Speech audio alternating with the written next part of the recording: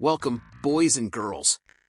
Today we dig into the bowels of a SNES classic that left an indelible scar on our gamer memories.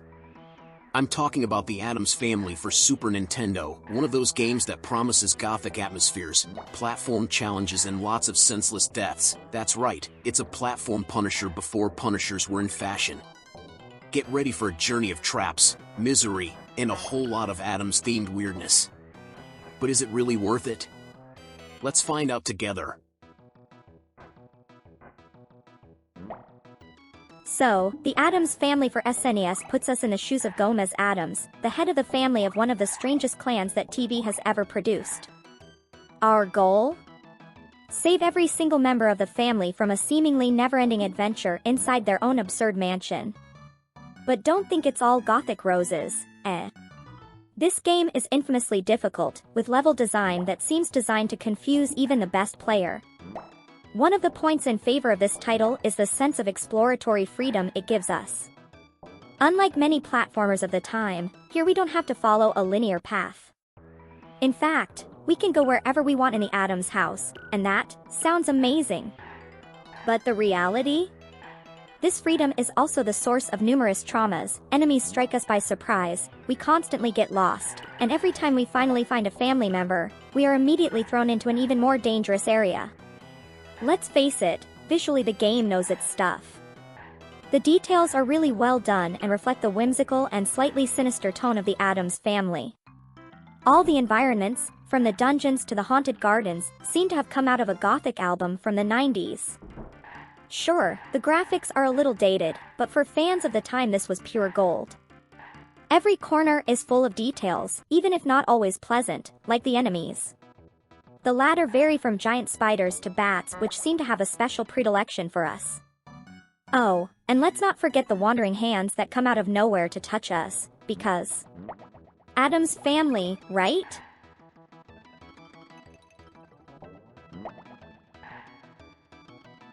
Now, let's move on to the real pain. Yes, guys, because this game is not for the faint of heart. It might seem like a little family game, but don't be fooled. It's a ruthless platform Punisher. Every jump must be calculated to the millimeter, enemies attack us in merciless waves, and the abundance of traps and invisible obstacles makes us reconsider our life choices as gamers. Remember, there is no tutorial, there is no guide, just you in a haunted house full of puzzles and dangers. Either you're ready, or you're done for. Imagine finding yourself in a desperate situation, one step away from victory, and Gomez doesn't respond to commands. Well, it's a feeling you will often experience. The controls are like those of a vintage car, unpredictable. Gomez slides as if he had a waxed floor under his feet, and trying to stop him on the edge of a platform is like stopping a train with your hands. It's a more than frustrating adventure, especially when 99% of the time all it takes is one mistake to find yourself at the beginning of the level or, worse, at the beginning of the game. Remember when I talked about exploratory freedom? Well, there is a price to pay, and it's called getting lost without hope. The game is structured like a maze, with intersecting and repeating rooms, traps everywhere and no map. You understood correctly, there is no visual reference to orient yourself. If you thought that after Mario Brothers you knew everything about platformers, well, get ready to question your skills, because finding your way around here is like trying to find the meaning of life in a soapbox competition.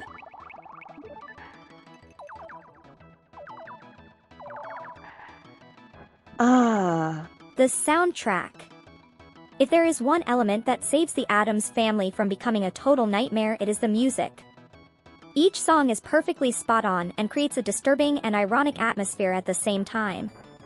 While we navigate the various rooms of the villa, the music reminds us that we are in the absurd world of the Addams, and this helps to avoid throwing the controller out the window.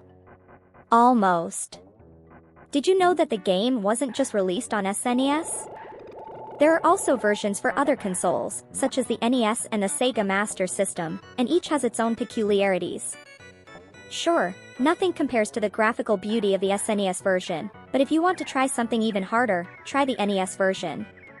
Yes, it's even worse.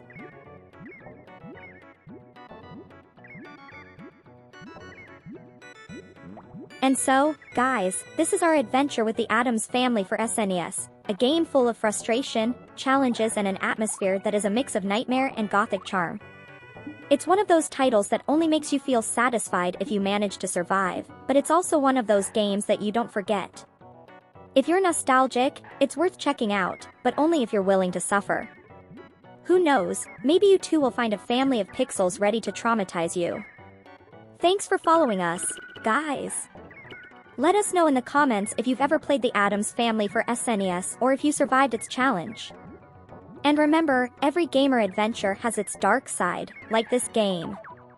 See you at next video, and as always, good luck and happy gaming everyone.